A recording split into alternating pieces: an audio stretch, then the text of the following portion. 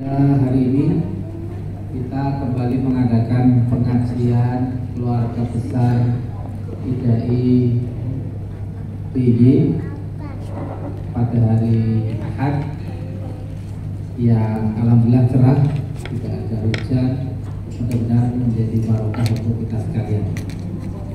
Ngaji secara offline tetap diperlukan, meskipun ngaji online juga sudah tersedia. Insya Allah ada barokah tambahan untuk ngaji offline semacam ini ketika kita bertemu langsung dengan ustaz kita bisa juga aktif bertanya nanti ketika saatnya setelah ustaz memberikan materinya kepada kita sekalian. Selanjutnya kami mohon sambutan dari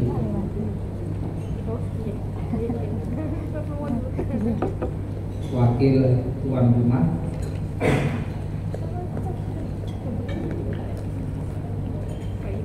kita pada hari ini,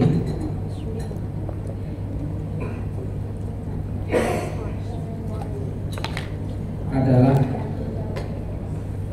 Dr. Sumadiono, Dr. Rubaid, Dr.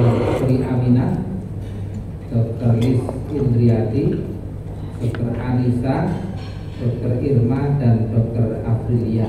Ini sudah menggambarkan komposisi yang bagus ya, terakhir ya. Ada kesepuan, tapi juga ada yang relatif muda. Jadi ini menarik sekali. Sudah nampak partisipasinya dan kombinasi yang sangat bagus. Dan pada hari ini untuk sambutan tuan rumah atau pengunduh, kami mohonkan diwakili oleh yang terhormat Dr. Sri Aminah. Kami persilakan.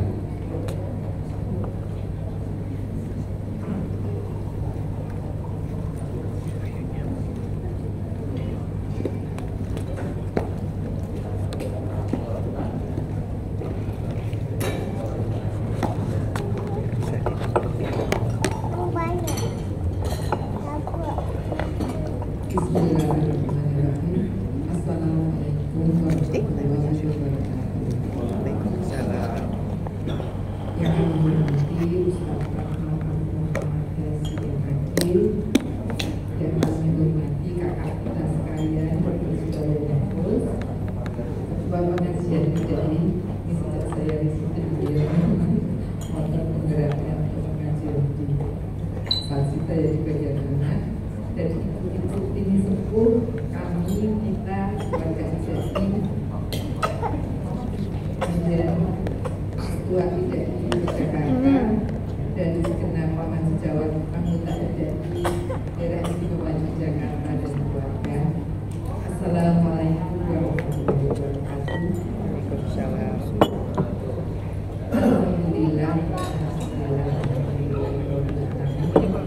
bahwa pada hari ini kita diberi rahmat atas dari Gusti Allah. Ini malah campur-campur ya. Kita panjatkan puji syukur kehadiran Allah Subhanahu wa taala yang pada pagi hari ini sudah melimpahkan rahmat kepada kita semua sehingga bisa berkumpul di tempat yang insya Allah akan membawa kebahagiaan untuk kita untuk ngaji bersama, di mana kita akan tambah rukun dan ibadah kita insya Allah akan menjadi lebih baik. Tidak lupa kami ucapkan terima kasih kepada Ustaz Rahmat Muhammad Yasin Akil yang pada pagi hari ini akan memberikan pencerahan kepada kita semuanya, dan juga terima kasih kepada Bapak Ibu sekalian sudah bersorawut di majelis ini untuk bersama-sama ngaji dengan topik pagi ini adalah menyongsong Ramadan. Jadi marhaban ya Ramadan.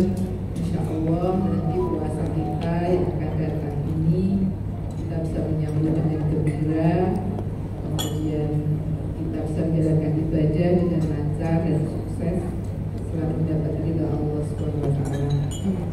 Sehingga bisa lebih mewarnai diri kita dalam bersikap dan berperilaku selanjutnya. Kami sebagai mewakili teman-teman yang menuju pada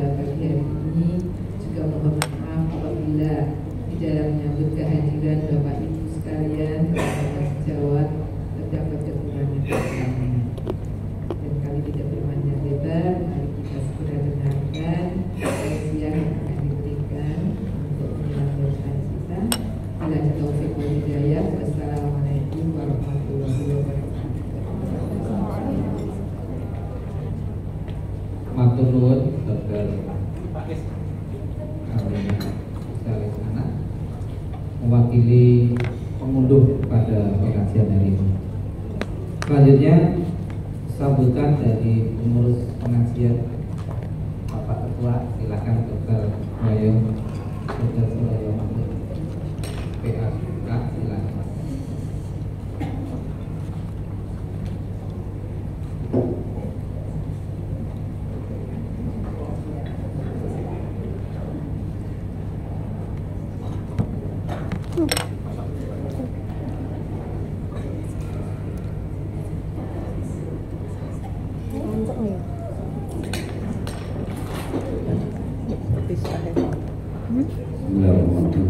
Assalamualaikum warahmatullahi wabarakatuh.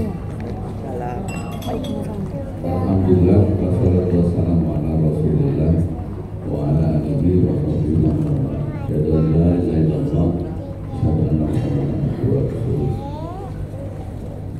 Alhamdulillah, kita panjatkan puji syukur kepada Allah Subhanahu wa taala karena atas karunia-Nya, atas nikmatnya yang luar biasa bersama nikmat iman, nikmat Islam, kita semua bisa berkumpul pada pagi hari ini, termasuk juga nikmat sehat dan nikmat kesempatan.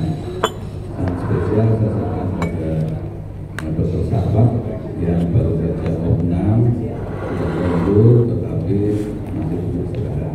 Kirim salam nanti untuk Dr. Sahabat di pusat pagi. Beliau pernah demam berdarah, trombosnya sampai rendah sekali. Matur untuk Bapak Medi, beliau juga sangat aktif dan luar biasa di lingkungan kampus maupun dakwah di berbagai tempat, termasuk juga TikTok. TikTok ya, atau aktif.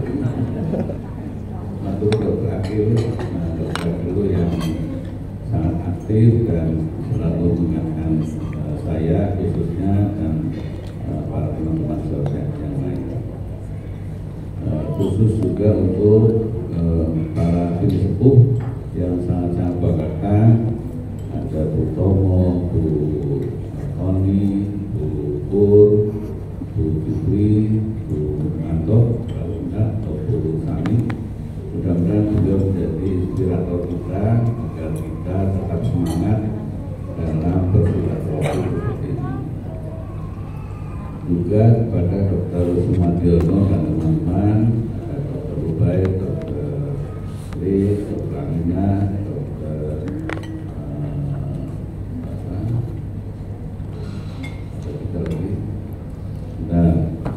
Dr. Alia, Dr. Anissa, dan Dr. Irma ya, Irma. Sebagai terlalu baik, insya Allah apa yang diberikan kepada kita mudah-mudahan mendapat balasan yang banyak dan barokah dari Allah Subhanahu wa taala. Lebih khusus pada Ustaz Ratno Abu Muhammad LC MAG yang akan memberikan wasiat pada kita semuanya. Alhamdulillah sangat muda, orang Klaten tapi tinggal di Jogja bisa nih. Mudah-mudahan nanti pencerahan dan selamat pada kita akan menambah kemantapan dan persiapan spesifik dalam menghadapi bulan Ramadan ini yang insya Allah tanggal 11 Maret insya Allah. Juga kepada para teman-teman semuanya, baik yang senior maupun yang junior, mari kita bersama-sama bersilaturahmi untuk mengingatkan kita, tidak saja kita mencari ilmu, menambah ilmu di rumah sakit itu ataupun di fakultas maupun di tempat lain, tapi kita juga jangan lupa untuk senantiasa menambah keimanan dan keselamatan kita, karena dari waktu ke waktu mungkin sama saja di grup WA pada semuanya isinya cuma berdua. Yang satu adalah selamat dari ulang tahun, bahkan sekarang grup-grupan itu Mbak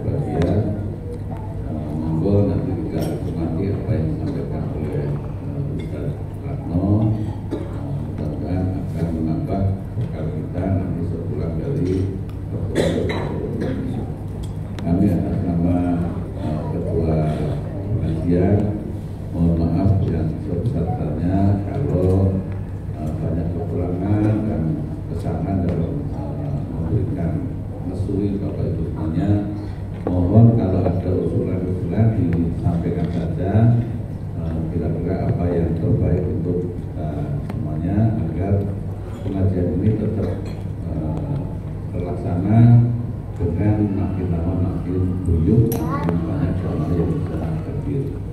Demikian saja, kurang lebihnya mohon maaf. Bila itu hidayah. Assalamualaikum warahmatullahi wabarakatuh. Matur nuwun Dr. Royo selaku ketua pengurus pengajian kita bersama atas sambutannya. Selanjutnya kita akan masuk pada acara inti pengajian oleh Ustaz Arno Abu Muhammad LCMAG Hafizahullah. Beliau adalah lulusan dari S1-nya di jurusan hadis Universitas Madinah tahun 14-18, kemudian S2-nya studi Al-Quran Hadis UIN Sunan Kalijaga Yogyakarta tahun 19-21. Beliau adalah Dewan Pembina Yayasan Anak Muslim Syariah, kontributor channel Sahih Fikih, mengisi kajian rutin juga di Radio Muslim Yogyakarta, pengampu pelajaran baca kitab Ma'had Ilmi Yogyakarta, mengampu juga pelajaran Mustalah Hadis Ma'had Darussalam Asy'ari Yogyakarta, juga di pelajaran Fikih Muyasar Kafilah, dan mengisi beberapa kajian online maupun offline di Yogyakarta dan sekitarnya. Pada yang kami hormati Ustaz Arno Abu Muhammad LCMAG Hafizahullah, kami persilakan memulai kajian. Terima kasih.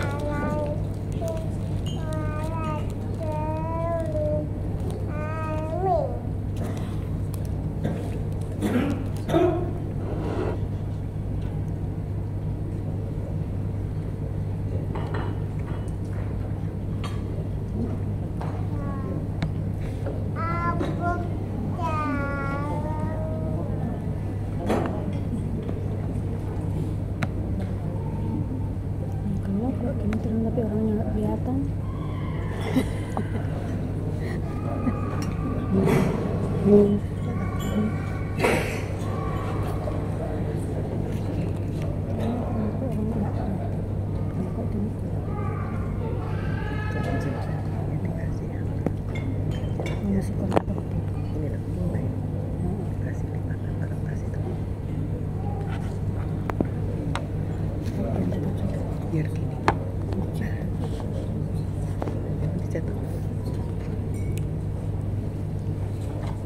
Bismillah.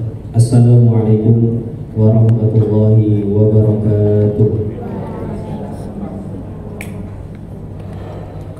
Alhamdulillah, wassalatu wassalamu ala rasulillah wa ala alihi wa ashabihi wa man tabi'ahum bi ihsanin ila yaumil qiyamati, amma ba'd.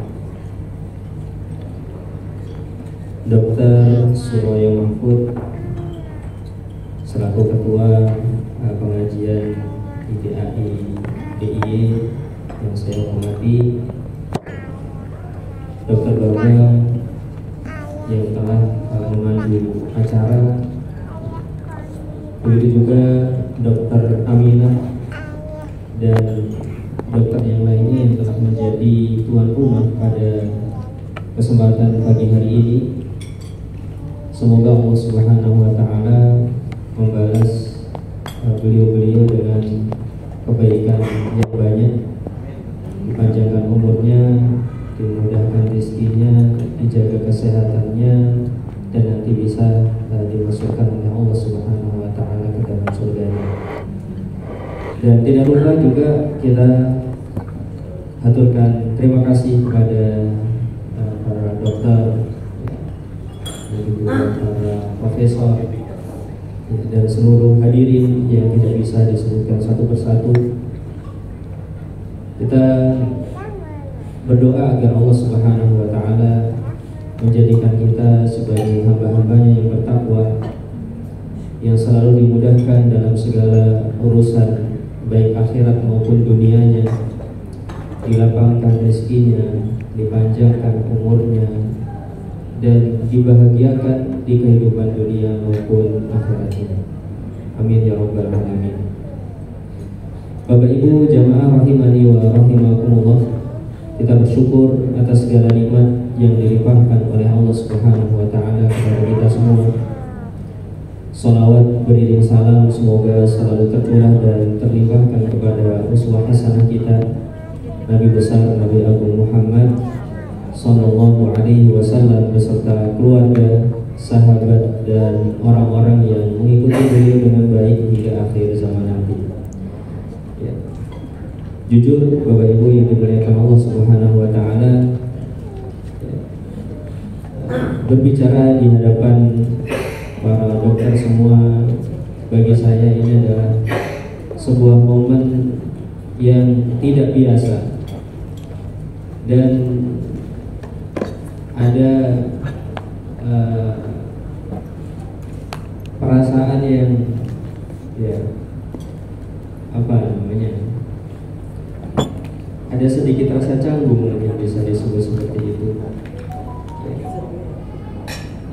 Namun saya belajar bahwa ternyata duduk di hadapan orang-orang yang mulia, duduk di hadapan orang-orang besar di dunia saja sudah mendatangkan rasa yang begitu luar biasa di dalam hati kita. Apalagi nanti ketika bertemu dengan Allah Subhanahu wa taala dan diwawancara face to face, satu lawan satu, one on one gitu.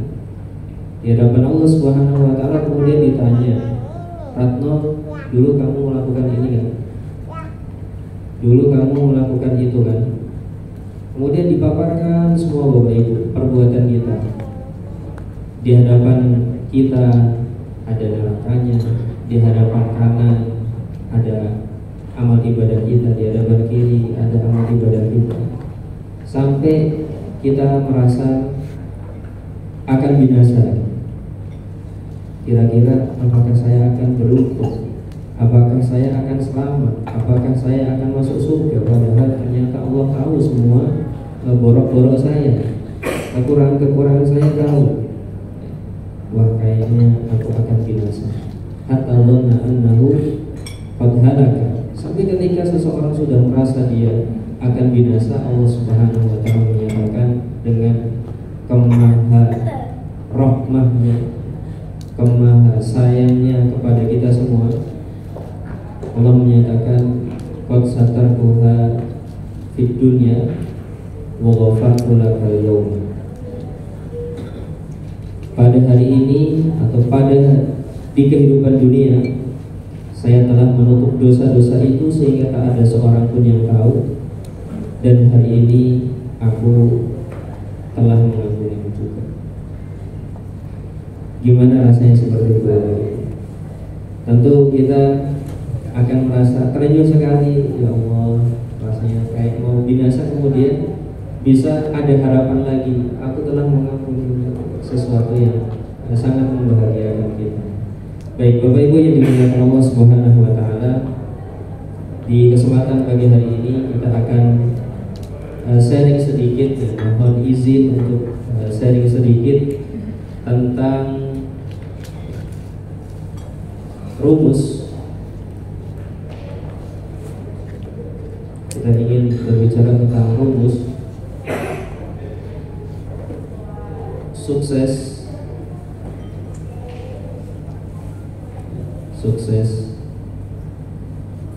di Ramadan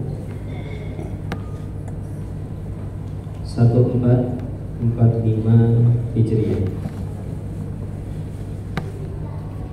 Bapak Ibu yang dimuliakan Allah Subhanahu wa taala, saya mengibaratkan rumus yang ada ini ibarat permainan bola.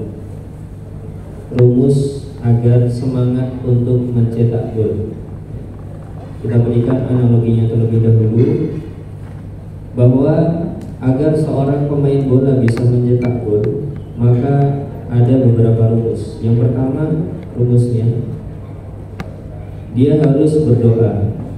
Karena sepandai apapun seorang pemain bola, kalau tidak ditolong oleh Allah Subhanahu wa taala, tidak bisa mencetak gol. Kemudian yang kedua ditambah dengan latihan.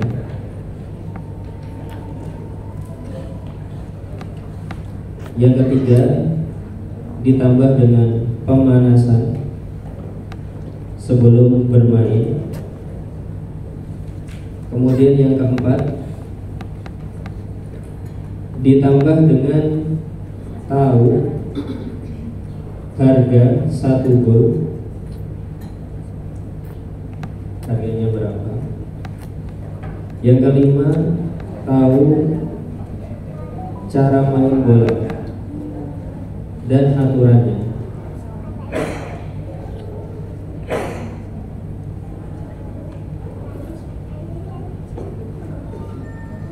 Lima ini, Bapak Ibu yang dimuliakan Allah Subhanahu wa Ta'ala, doa, latihan, pemanasan, tahu harga gol, tahu cara main bola dan aturannya, ini harus dikalikan dengan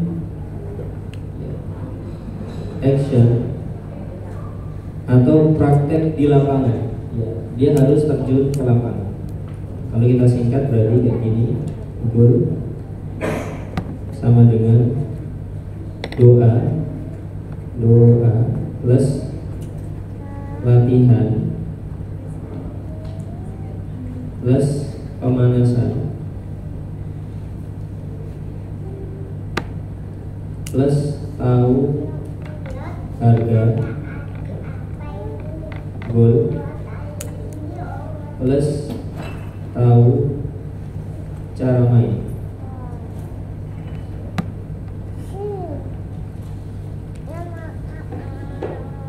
Jadi Bapak Ibu, ini ada 1, 2, 3, 4, 5 kurang lebih.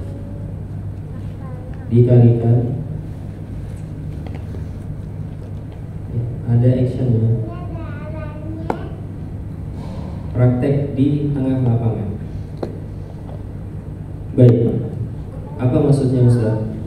Bapak Ibu yang dimuliakan Allah Subhanahu wa Ta'ala, di dalam puasa nanti saya juga menurunkan rumus ini yang sama,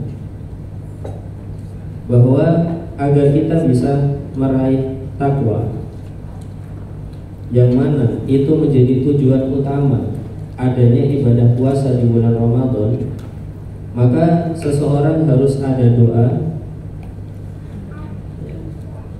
ditambah dengan latihan ditambah dengan pemanasan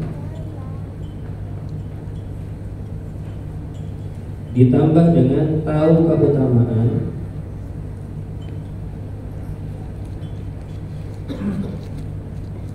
ditambah dengan tahu cara bermain atau di sini ibadah, dikalikan 1, 2, 3, 4, 5 dikalikan dengan yang sama.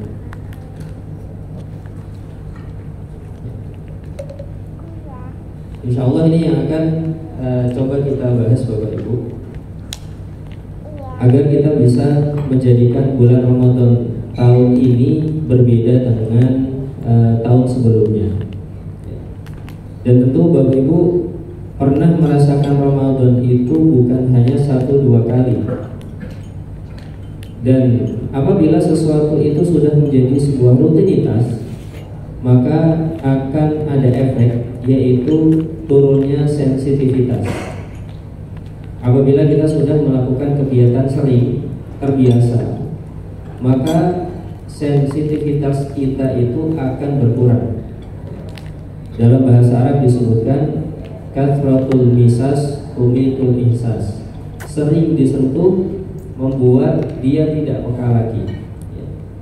Kathratul misas tumitul ihsas. Apa maksudnya Ustaz? Bapak Ibu yang dimuliakan Allah Subhanahu wa Ta'ala,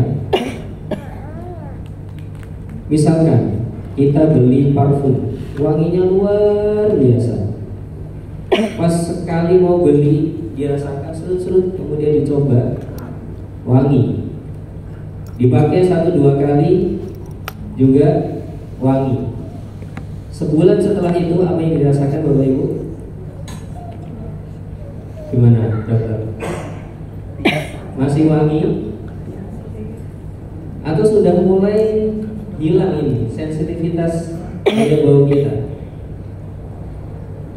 Coba nanti setelah 3 bulan, setelah 4 bulan, setelah 1 tahun, pengennya ganti parfum atau enggak dokter? Biasanya ganti parfum. Apa alasannya? Wis dulu. Sudah tidak bau. Padahal parfumnya tadi di awal-awal itu paling wangi kayaknya. Wih, parfum enak banget ini. Ternyata semakin lama semakin hilang. Itu adalah hilang sensitivitas. Nah, kalau kita tidak berusaha untuk menjadikan Ramadan tahun ini berbeda dengan tahun lalu dan menjadikan ya kayak biasa saja, maka akan jadi seperti rutinitas, kemudian tidak bisa meraih takwa. Apa artinya? Sebelum Ramadan maupun setelah Ramadan ya sama saja, dari sisi keimanan, dari sisi merasa diawasi oleh Allah Subhanahu wa ta'ala. Nah, untuk bisa menghasilkan ini takwa, la'allakum tattaqun ini, maka harus ada 1, 2, 3, 4, 5 dikalikan action kita. Bapak Ibu mungkin sebagai bukti bahwa apabila kita tidak ada tahu keutamaan di sini, contoh nomor 4 saja, yaitu tahu keutamaan.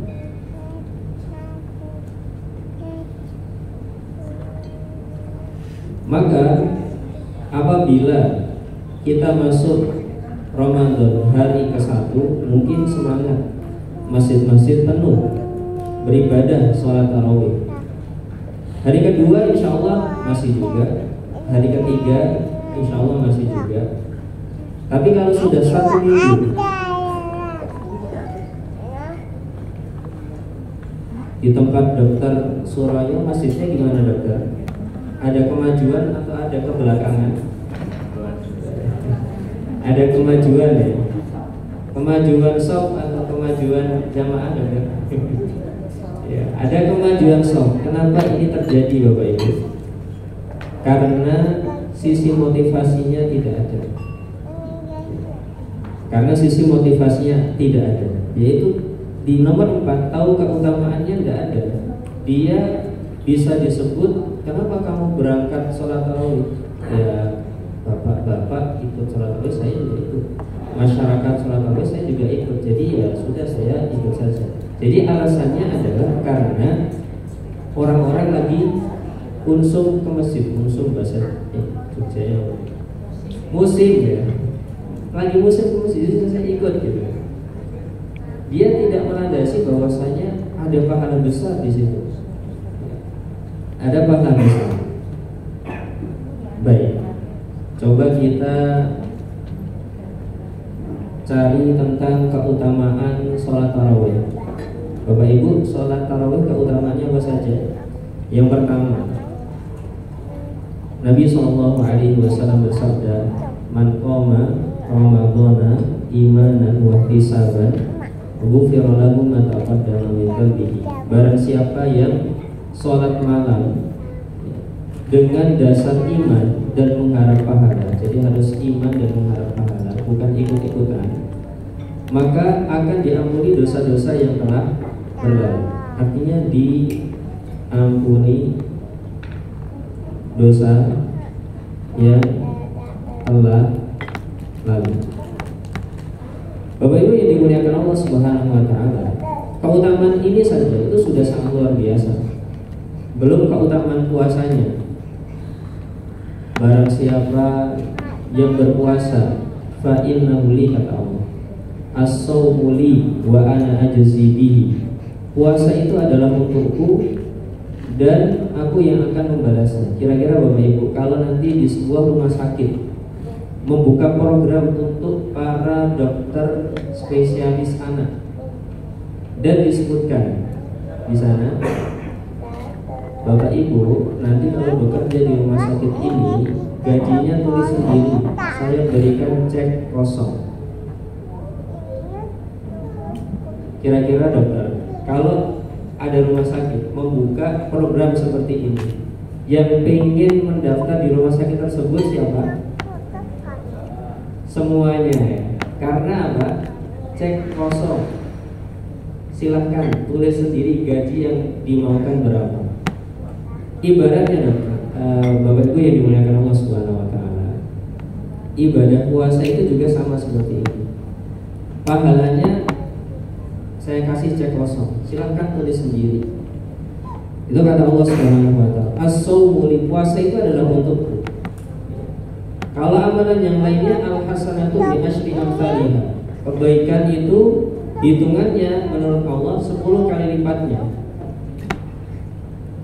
Kalau kita bekerja gajinya 10 juta, dikalikan 10 kali lipatnya 100 juta. Tapi kalau puasa ini tidak pakai hitungan itu, bukan hitungan 10 kali lipat. Kata Allah, puasa itu ya untukku. Wa ana ajzi bihi, aku sendiri yang akan memberikan balasan. Artinya dikasih cek kosong, aku akan membalasnya sendiri. Dan hanya beberapa ibadah saja yang diberikan cek kosong oleh Allah Subhanahu wa taala, yaitu ibadah puasa ini. Yang kedua, ibadah sabar. Itu dua ibadah yang diberikan cek kosong oleh Allah Subhanahu wa taala. Innama yuwaffas sabiruna ajrahum bighairi hisab. Orang-orang sabar itu diberi cek kosong oleh Allah Subhanahu wa taala untuk nilai pahalanya. Gara-gara ini saja dokter misalkan cek kosong, maka para ulama ini doanya nggak tanggung-tanggung. Ya. Maka kalau kita bahas nomor 1, ini sangat luar biasa, di mana para ulama dulu berdoanya biar bisa ketemu bulan Ramadan selama 6 bulan. 6 bulan sebelum ketemu Ramadan sudah berdoa, Allahumma balighna Ramadan. Ya Allah, tolong, ya Allah, tolong sampaikan saya ke bulan Ramadan ya Allah. Besok lagi berdoa lagi, ya Allah, tolong sampaikan saya ke bulan Ramadan. Ya Allah, tolong sampaikan saya ke bulan Ramadan. Itu doa 6 bulan Bapak Ibu. Kenapa seperti ini? Karena tahu akan ada cek kosong nanti. Dosa-dosa diampuni, man shoma Ramadhana imanan wa ihtisaban ghufira lahu ma taqaddama min dhanbihi. Barang siapa puasa atas dasar iman dan mengharap pahala akan diampuni dosa-dosa yang telah lalu. Barang siapa maqama ma'al imam hatta yansharif, barang siapa yang salat tarawih bersama imam sampai imamnya pulang, maka akan diampuni dosa-dosa yang telah lalu. Barang siapa yang memberi makan orang yang berpuasa, maka dia akan mendapatkan pahala puasa seperti orang yang berpuasa. Artinya semuanya dilipat gandakan oleh Allah Subhanahu wa taala. Sampai dikatakan futihat abwabul jannah wa ghuliqat abwabun niran. Pintu surga itu dibuka, pintu neraka itu ditutup. Wasufidatis syayatin, dan setan-setan yang jahat kepala-kepalanya dibelenggu, artinya dipenjara dulu, biar tidak menjadi penggerak bagi setan-setan yang kecil, biar idenya kurang untuk mengalahkan kita. Artinya Allah Subhanahu wa taala berusaha untuk membuat kita berhasil di bulan Ramadan. 6 bulan minta kepada Allah Subhanahu wa taala, ya Allah tolong sampaikan aku di bulan Ramadan. Ya. Kenapa kok mereka bersemangat? Mungkin ada beberapa alasan Bapak Ibu. Saya sebutkan beberapanya. Kenapa mereka semangat 6 bulan berdoa Allahumma balighna Ramadan? 6 bulan berikutnya lagi doanya adalah Allahumma taqabbal minna siyamana wa qiyamana wa shadaqatina wa jami'a a'malina. Ya Allah, tolong terimalah puasa hamba, sholat hamba, sedekah hamba, dan seluruh amal ibadah hamba. Kenapa 6 bulan berdoa seperti itu? Dan nanti ketika di bulan Ramadan berdoanya la haula wala quwata illa billah.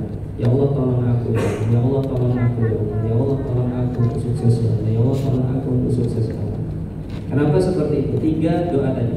Sebelum sampai Ramadan, Allahumma balighna Ramadan. sampai di bulan Ramadan doanya la haula wala quwwata illa billah. Setelah bulan Ramadan selesai, Allahumma taqabbal minna siyamana wa qiyamana, dan seterusnya. Tolong terima amal ibadah hamba ya Allah. Kenapa itu dilakukan oleh para ulama? Karena 4 hal. 1, karena mereka yakin bahwa surga itu harganya mahal. Harga surga mahal. Kata Allah Subhanahu wa taala atau Nabi sallallahu alaihi wasallam dalam hadis riwayat Imam At-Tirmidzi, ala inna sil'atallahi ghaliyah, ala inna sil'atallahi hiyal jannah. Ketahuilah bahwa barang jualan Allah itu mahal. Ketahuilah bahwa barang jualan Allah itu adalah surga. Barang jualan Allah itu adalah surga. Mahal ternyata. Kita coba di Jogja ini, misalkan di kota, harga tanah 5 juta per meter persegi.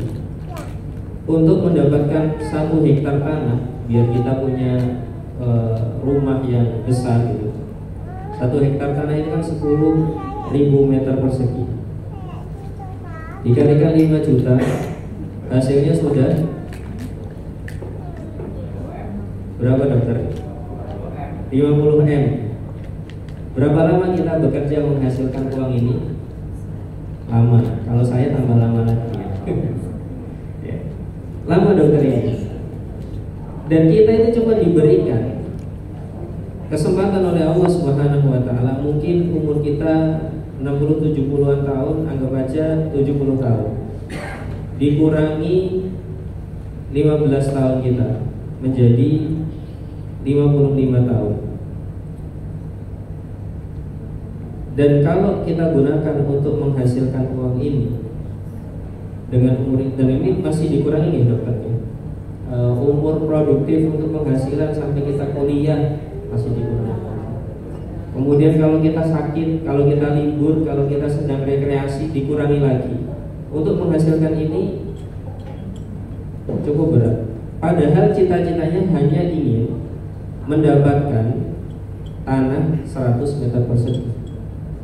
Padahal surga Allah Subhanahu wa taala yang dijanjikan untuk orang termiskin di surga, sebagaimana dalam hadis yang dibawakan oleh Imam Nawawi dalam kitab Riyadhus Shalihin, bab-bab terakhir itu ada bab namanya yang disiapkan oleh Allah Subhanahu wa taala untuk orang-orang yang beriman di surga. Itu bab terakhir kalau tidak salah sebelum bab istighfar. Jadi ada bab ini.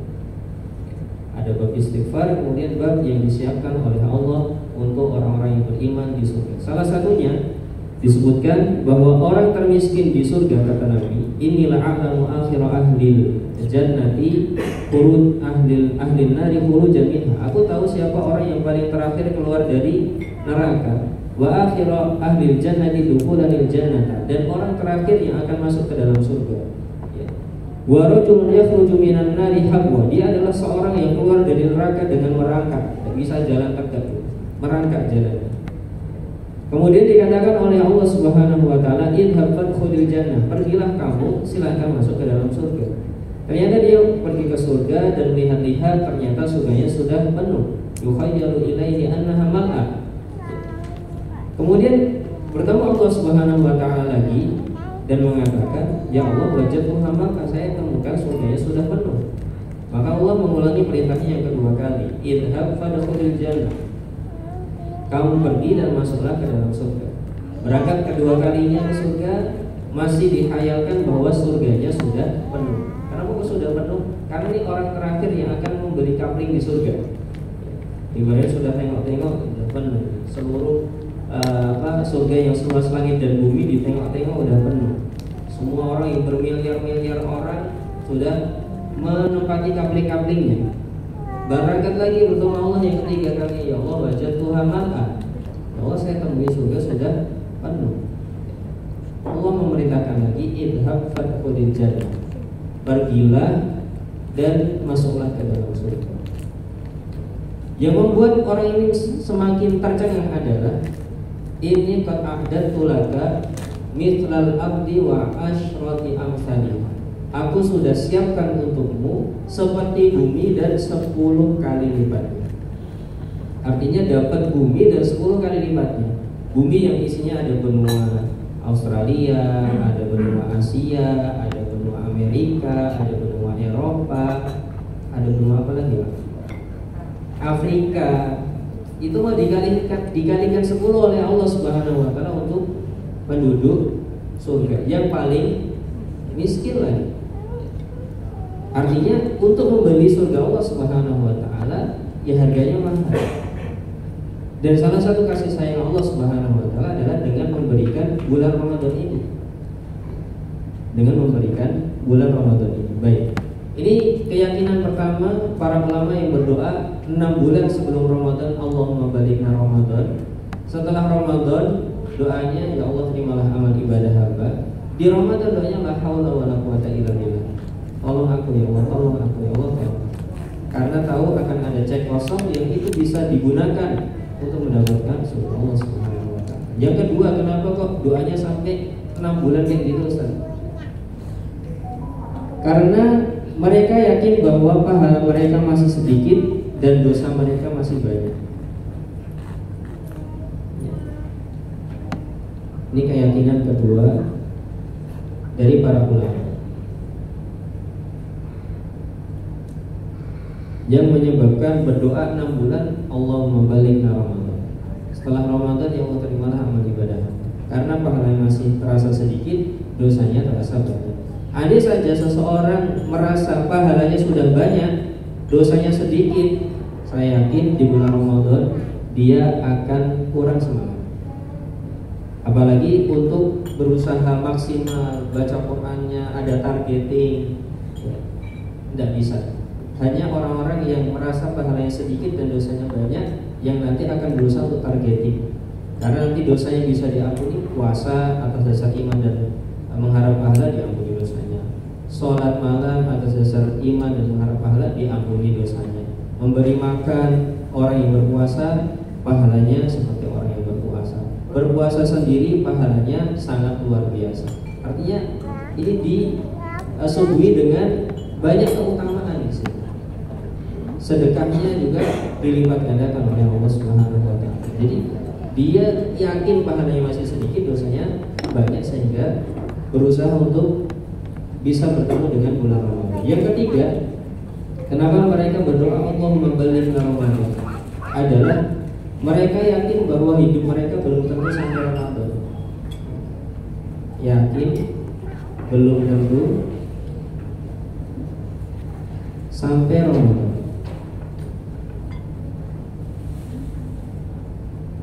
Ya.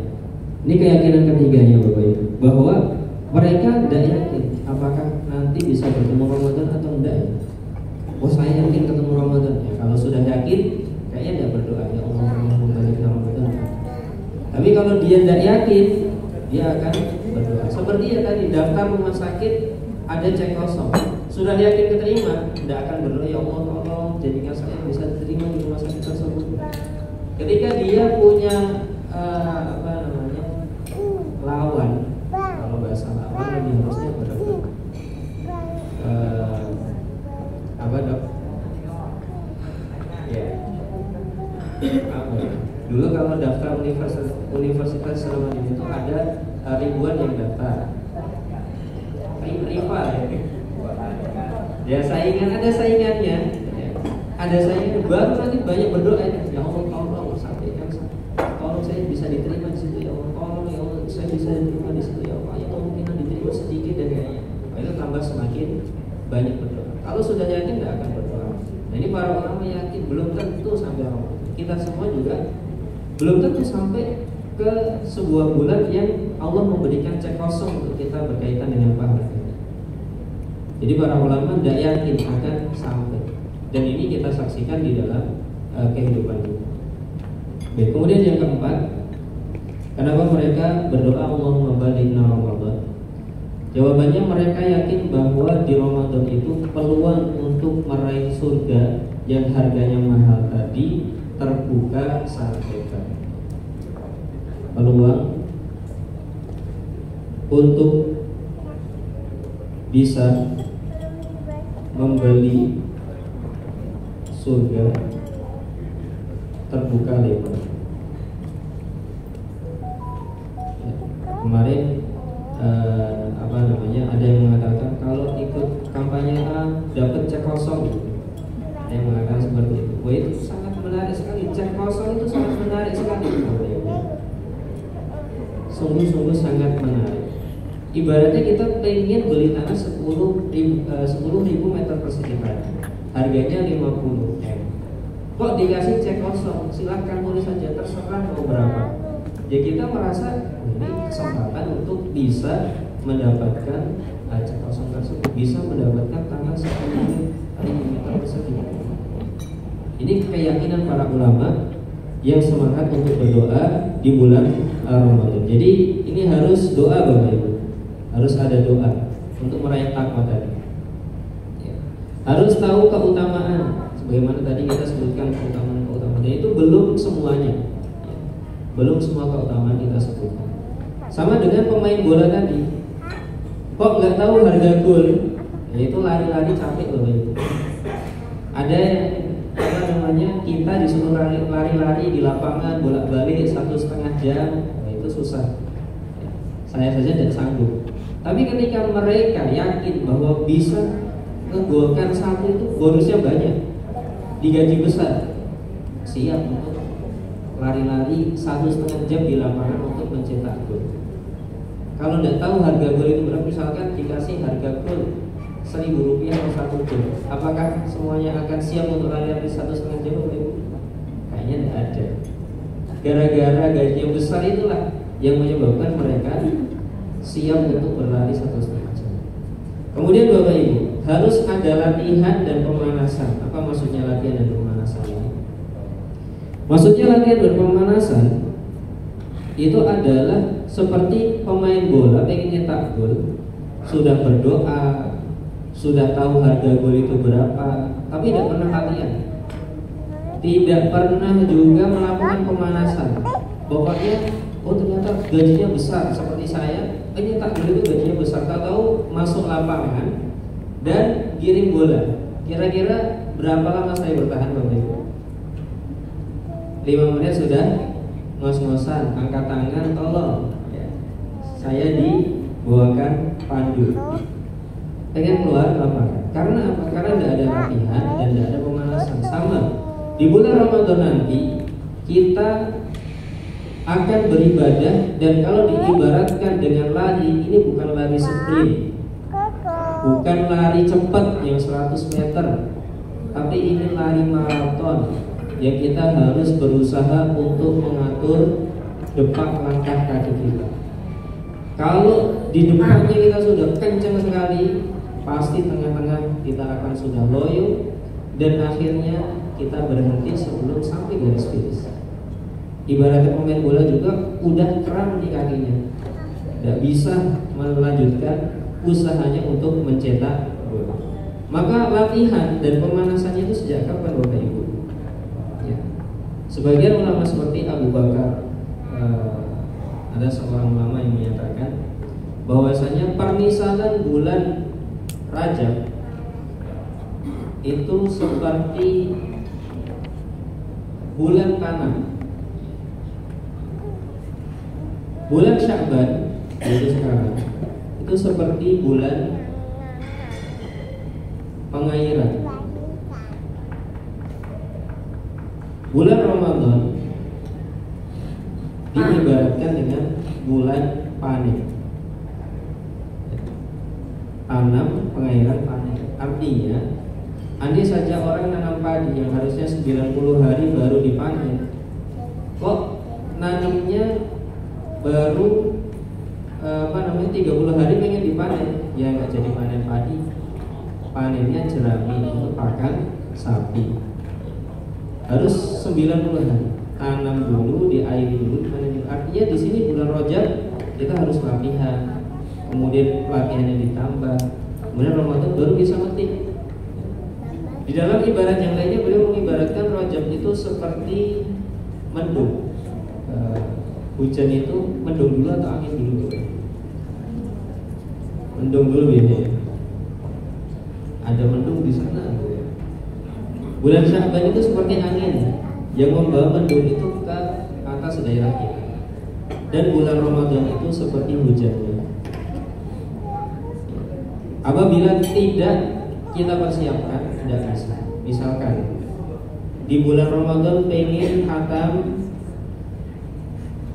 Al-Quran 1 kali, misalkan. Tapi di bulan-bulan sebelumnya, Rajab, Sya'ban, tidak pernah latihan khatam 1 kali. Kira-kira berhasil tidak, dokter? Biasanya akan susah. Yang sudah ditargetkan saja seringkali meleset, ya. Apalagi yang tidak ditargetkan. Maka kita harus belajar. Misalkan nanti di sekarang tanggal berapa Sya'ban? 14. Artinya masih sekitar 15 sampai 16 hari lagi. Coba apabila kita ingin khatam Al-Quran 1 kali di bulan Ramadan, ditargetkan nanti tanggal 1 Ramadan itu berapa? 11 Maret ya misalkan. Berarti tanggal 10 Maret saya telah berhasil membaca, misalkan ya, membaca Quran 15 juz misalkan. Ini adalah target, sebuah visi yang nanti harus dilakukan misi-misi di bawahnya ini. Nanti tanggal 10 Maret kita cek apakah kita bisa 15 ini ataukah tidak. Kemudian dikoreksi apa yang salah, misi-misi apa yang salah. Misalkan untuk 15 juz, oh berarti 1 hari sama dengan 1 juz. Wah berat ini kalau 1 juz Ustaz, baru 2 lembar sudah ngantuk Ustaz. Berarti harus di-breakdown lagi.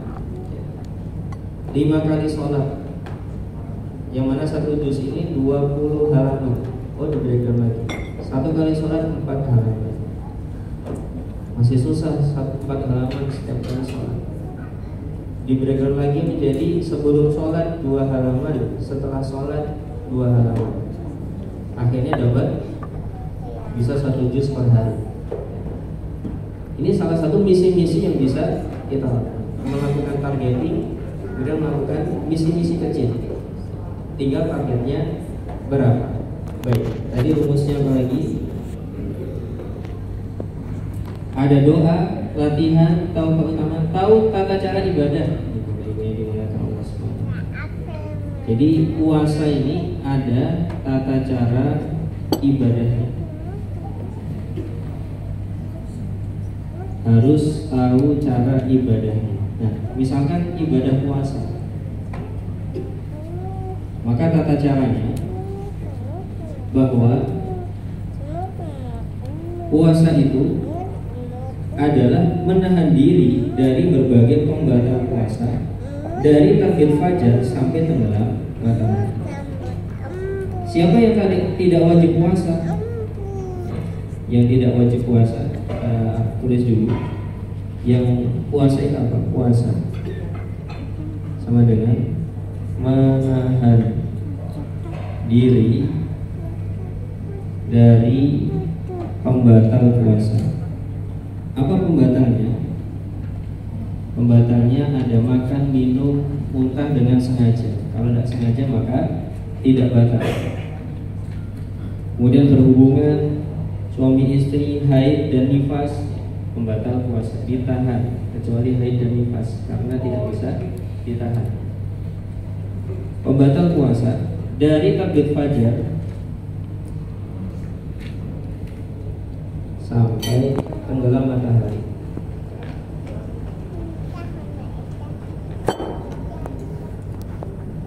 Ini adalah puasa. Dan harus ada niat per setiap malam. Harus ada niat per malam. Puasanya tidak bisa bangun sahur setiap malam Ustaz. Maka setiap buka ada niat untuk puasa besok hari. Ya Allah, besok saya niat berpuasa. Pas buka mengatakan seperti itu. Nabi SAW bersabda, "Malam yubayyiti siyama fala siyama lahu." Barang siapa yang tidak meniatkan puasa di malam hari, maka tidak ada puasa baginya siang itu. Meskipun misalkan kita Bapak Ibu lembur sampai mau sahur, kemudian tidak ada niatan puasa besok, bangun-bangun sudah jam 9, subuh pun harus dikodok misalnya. Apa yang dilakukan? Puasanya tidak dihitung hari itu, tapi dia masih harus tidak makan dan minum sampai nanti tenggelam matahari, menghormati bulan Ramadan. Jadi niatnya harus per malam. Jika tidak ada niat, maka puasanya tidak sah dan bisa dirapel di bisa diniatkan ketika berbuka. Bisa diniatkan ketika berbuka. Baik.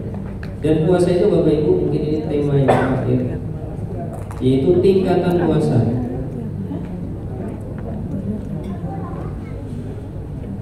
Menurut Ibnu Qudamah dalam Mukhtasar Minhajul Qasidin, tingkatan puasa ada 3. Pertama adalah puasa orang umum,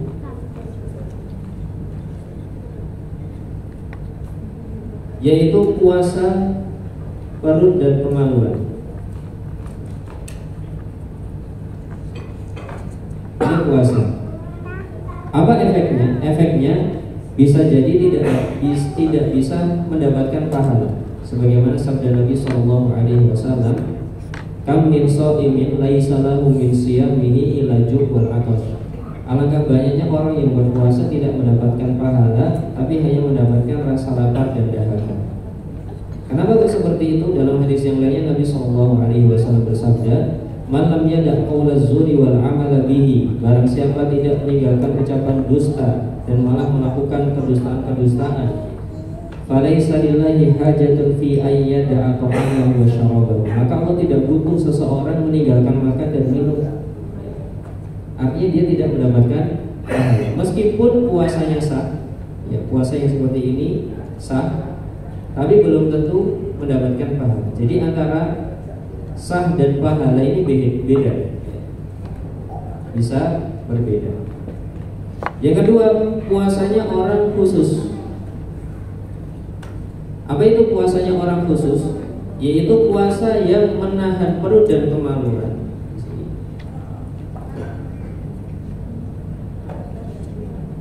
ditambah menahan anggota badan dari dosa dan kemaksiatan.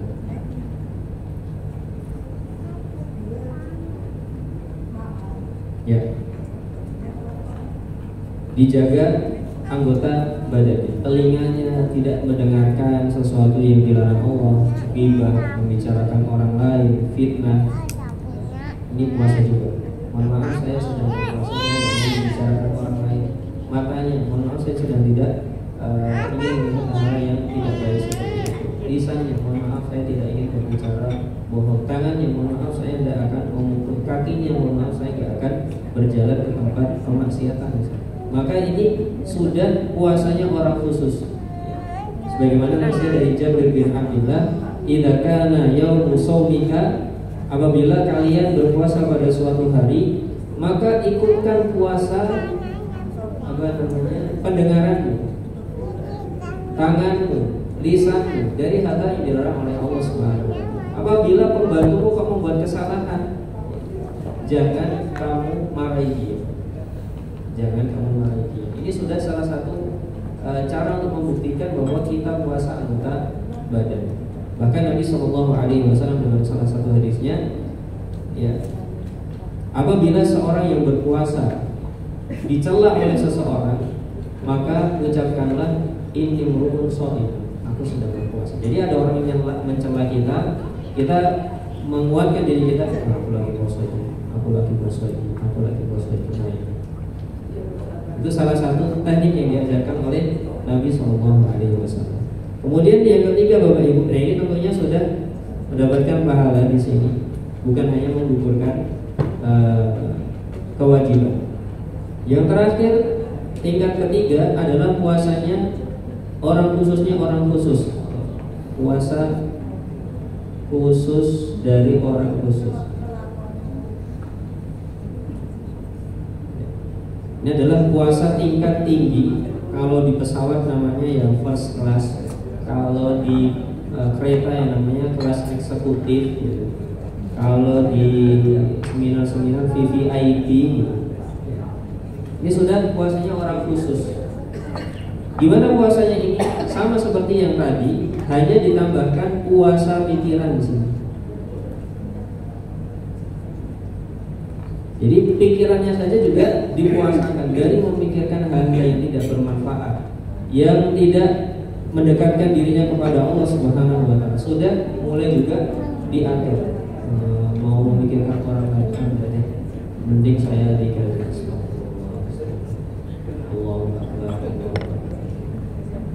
Pikirannya sudah ikut dipuasakan. Oh ini kayaknya bakalan menjauhkan saya dari Allah. Puasanya dipikirkan. Nah, jadi Bapak Ibu yang dimuliakan Allah Subhanahu wa taala, apabila rumus ini, rumusnya sudah ada doa, sudah ada latihan, sudah tahu keutamaan, sudah tahu tata cara ibadah, maka tinggal di-actionkan nanti biar berhasil di bulan Ramadan 1445 Hijriah. Semoga saja kegagalan-kegagalan di tahun dulu tidak kita ulangi di tahun ini.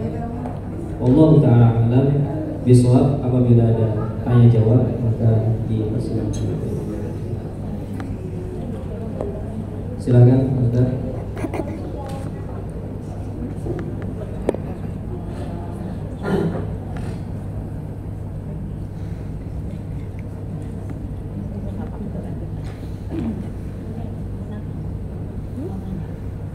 Monggo Bapak Ibu, ini materinya sudah selesai. Dipersilakan yang ingin tanya jawab maupun konsultasi.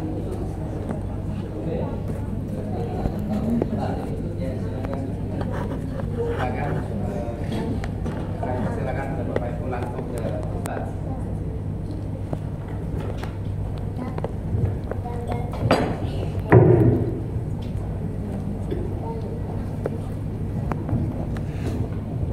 Sekalian nanti mohon maaf pengumuman sebelum lupa, nanti setelah selesai acara dipersilakan untuk siangnya nanti di resto.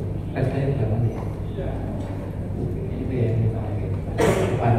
di depan kita. Silakan selanjutnya Dr. Akil. Monggo Bapak Ibu yang mau bertanya.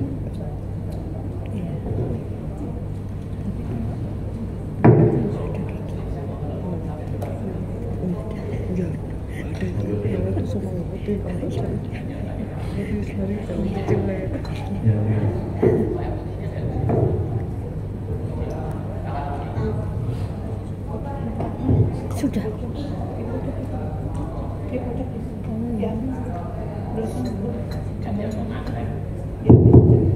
Terima kasih. Assalamualaikum warahmatullahi wabarakatuh. Waalaikumsalam warahmatullahi wabarakatuh. Mohon izin bertanya Ustaz, untuk menjalankan khatam Al-Quran di bulan Ramadan bagi kami yang putri ketika berhalangan, apakah diperbolehkan mendirikan tadarus?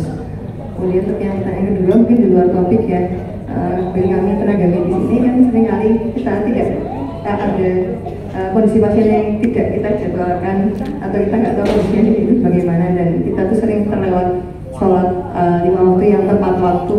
Itu bagaimana solusinya dan apakah kita sebenarnya diberikan rukhsah atau bagaimana ya? Kadang-kadang kita juga merasa bersalah ya. Ya, terima kasih atas pertanyaannya. Baik, pertanyaan pertama tadi berkaitan dengan wanita haid dan baca Al-Quran.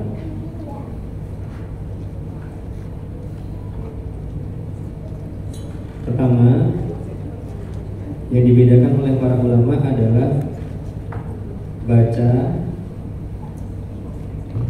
atau sentuh.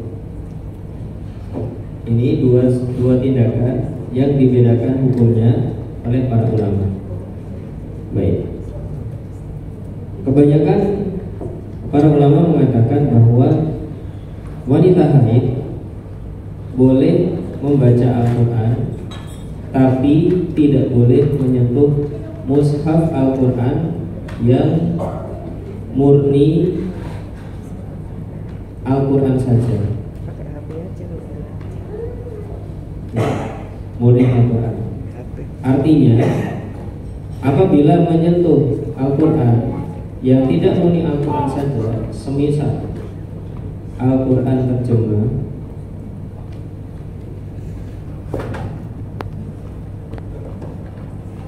maka boleh seperti Al-Quran terjemah atau HP, ya Al-Quran di HP, maka itu diperbolehkan. Jadi yang haid boleh membaca tapi tidak boleh menyentuh yang murni Al-Quran. Baik, ini yang pertama, jadi diperbolehkan. Kemudian yang kedua, kenapa kok tidak diperbolehkan Ustaz? Karena bahasa Allah Subhanahu wa taala dalam Al-Qur'an, la yamassuhu illal mutahharun, tidak ada yang menyentuhnya kecuali orang-orang yang suci. La yamassuhu illal mutahharun. Baik, kemudian yang kedua berkaitan dengan bulan Ramadan dan pasien yang banyak tidak boleh. Jadi Ramadan plus pasien. Nah, ini memang yang perlu untuk kita renungkan baik-baik berkaitan dengan masa depan kehidupan kita.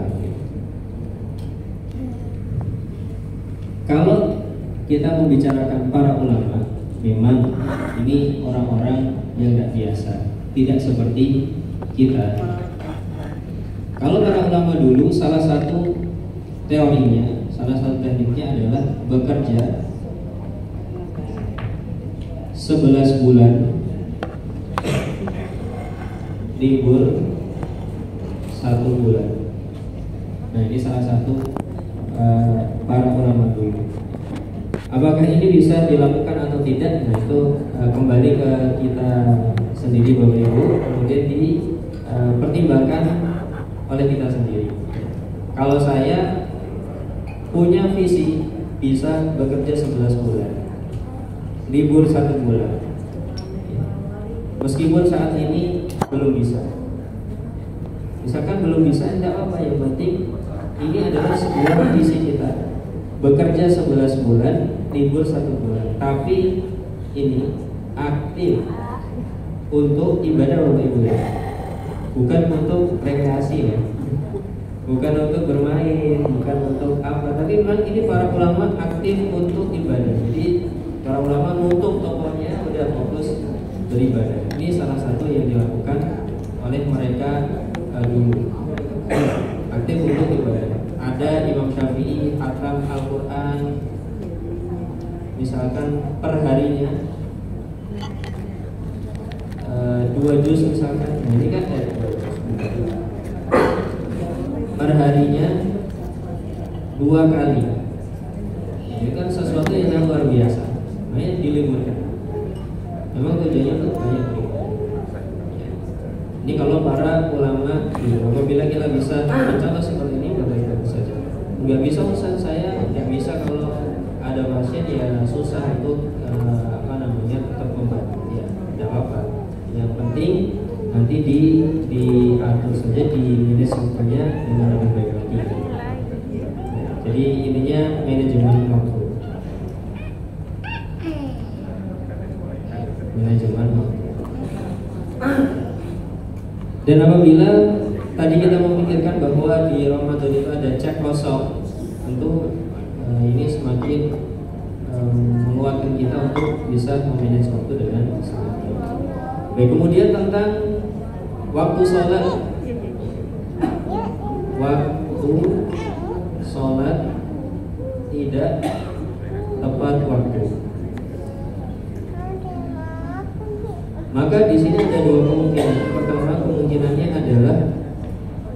misalkan sholat zuhur, ini jadwalnya dulu, dari jam 12 sampai jam 15. Keluar waktu itu bagaimana maksudnya?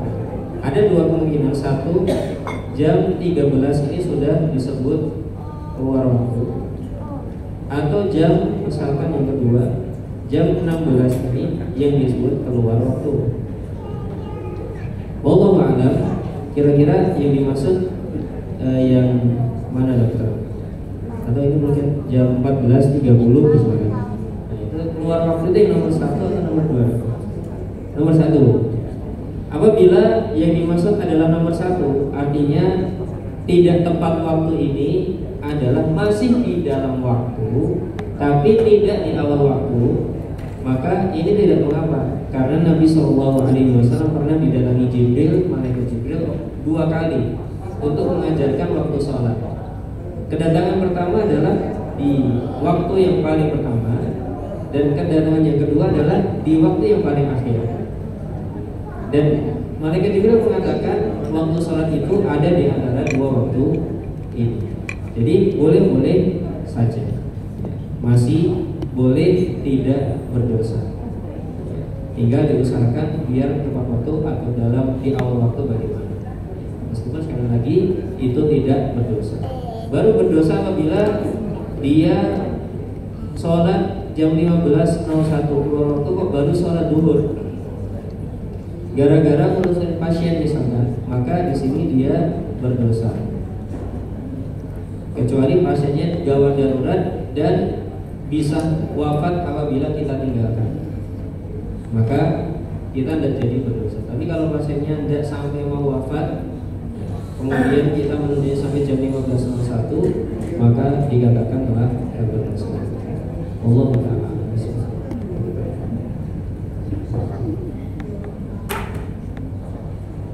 Masih ada yang mau bertanya? Tidak ada.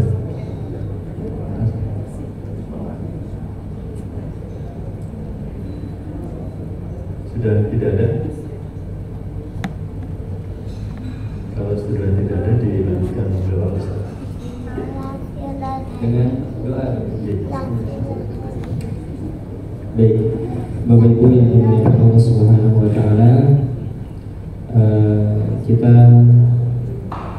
akan berdoa dan semoga Allah Subhanahu wa Ta'ala memberikan taufik untuk kita untuk membacakan doa yang terbaik sehingga kita bisa beruntung di dunia maupun di akhirat. Bismillahirrahmanirrahim. Alhamdulillahirabbil alamin. Allahumma shalli ala Muhammad wa ala ali Muhammad.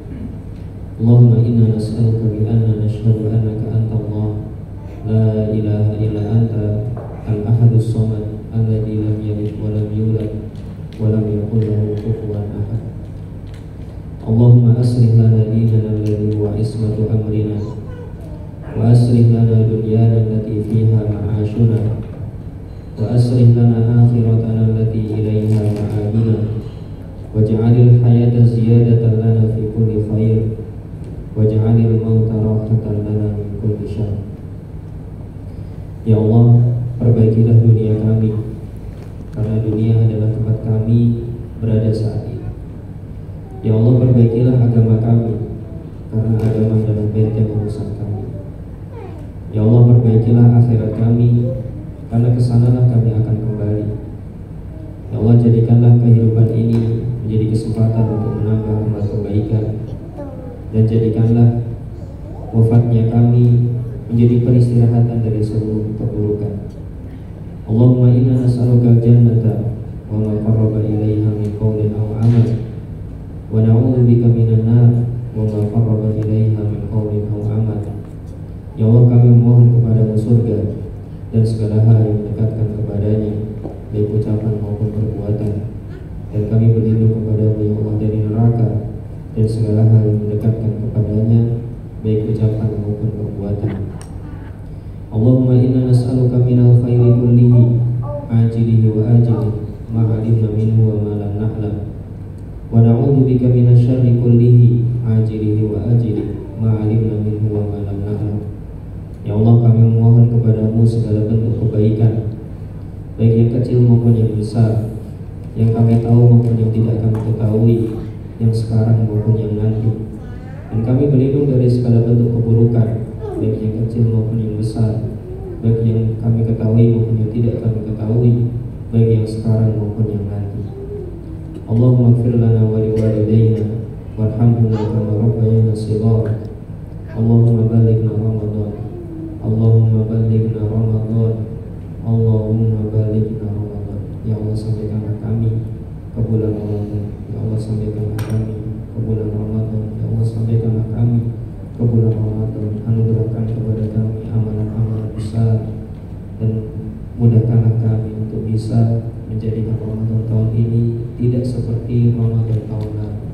Ya Allah, anugerahkanlah kemudahan, pertolongan, lindungilah kami dari jiwa buruk kami, lindungilah kami dari kemalasan, lindungilah kami dari syaitan, dan berikanlah pertolongan kepada kami. Rabbana atina fid dunya hasanah wa fil akhirati hasanah wa qina adzabannar wa qina adzabannar wa qina adzabannar. Wa sallallahu ala Muhammadin wa ala alihi wa sahbihi wa sallam. Subhana rabbika rabbil izzati amma yasifun wa salamun ala mursalin walhamdulillahi rabbil alamin. Demikian Bapak Ibu, kita tutup dengan